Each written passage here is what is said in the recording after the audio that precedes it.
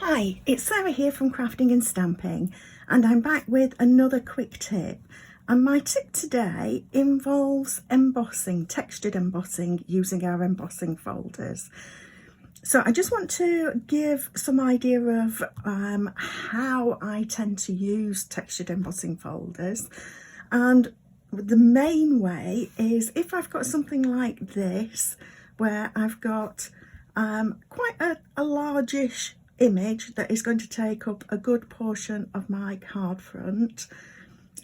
This is the same layout that I had for my quick card on Monday, pretty much, but I don't want just plain card as my background.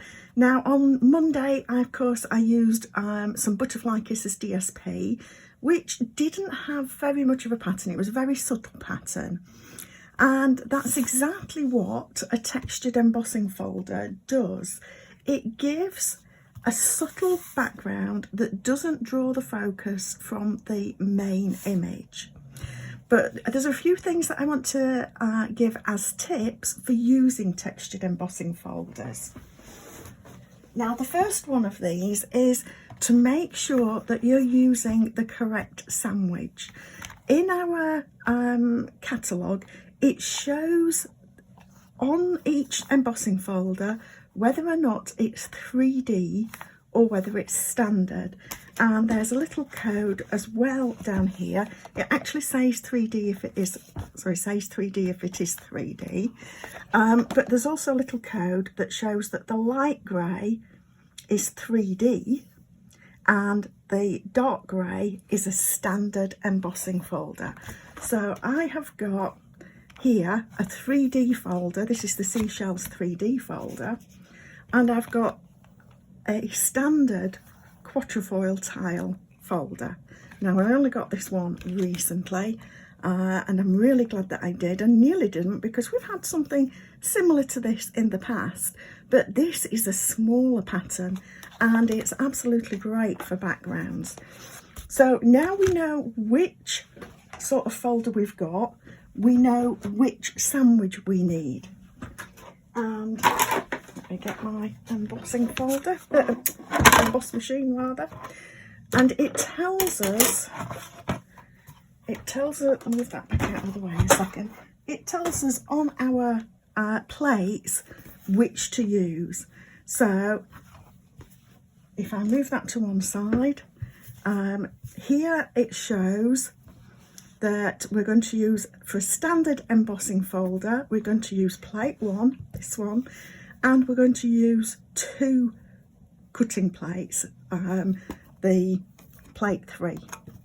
Mine are pretty damaged now, about right time for a new one. If you're using a 3D embossing folder, then you use plate 1 and you use plate 4. Let me grab that.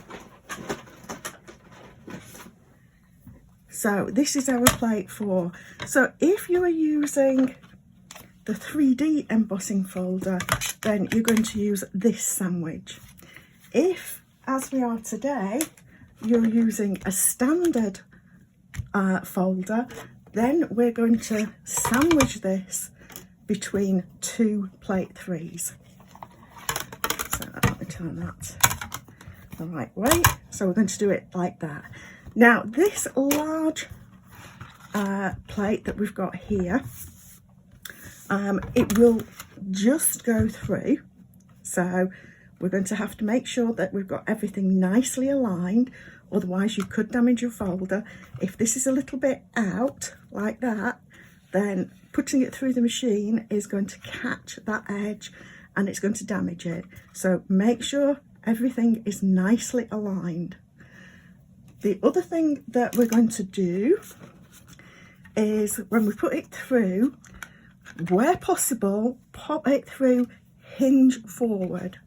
That way, as we squeeze it through the cut and emboss machine, that hinge is going forward first and any air is pushed out of the edge here. If you put it through open side first, there's a chance you could pop the hinge. As it squeezes through, it could pop that hinge. So hinge forward, wherever possible. If, however, you need to send it through a different way, and we'll talk about why you might need to do that, then again, we're going to have to be ever so careful with the alignment because it is just a smidge over. But if you need to put it through a different direction, put it through sort of on the 90 degrees. I wouldn't recommend it for this, but it's something that you could do with a smaller folder. So the other tip that I've got for you is that some of the folders come with a line at the bottom, and this is great for lining up your card. Now this is actually, I'm actually going to pop it right to the edge, top there. So, but you can see that I've got a straight edge parallel just there. And this makes sure that your design is kept nice and straight. If we didn't bother using that, you can see that we'd have that actually at an angle. Now you can make use of that, but I would in that case go for a smaller piece and make it a real angle so that it's obvious that it's not just a mistake. The other thing that I like to do, lots of tips today, is that I like to just try and make sure that I'm centered between any repeat design. So I'm just making sure, let me bring this up a little bit. I'm making sure that I've got an even bit on either side there. Okay, so now we're going to put this through. So like I say, that's quite a few tips for today. Main thing, like I say, is to make sure that you've got everything in alignment so that it doesn't damage your folder going through, and that you're putting it through hinge first. So we're going to roll this through, so it's going to make the desk shake.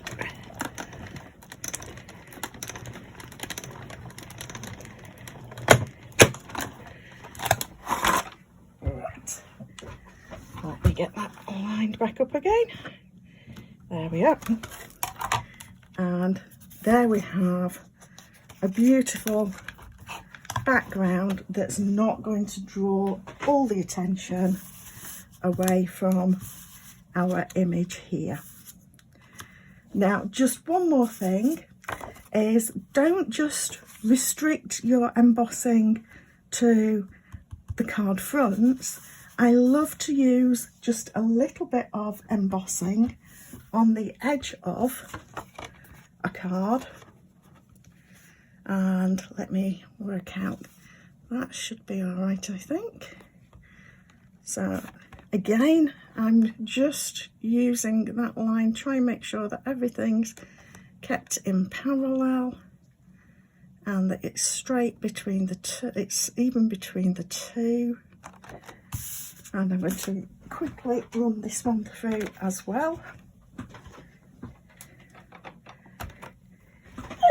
So you can, sorry, that's my dog under the table. He's wanting to go for a walk, but the weather outside is dreadful. So I'm going to run this through. This is going to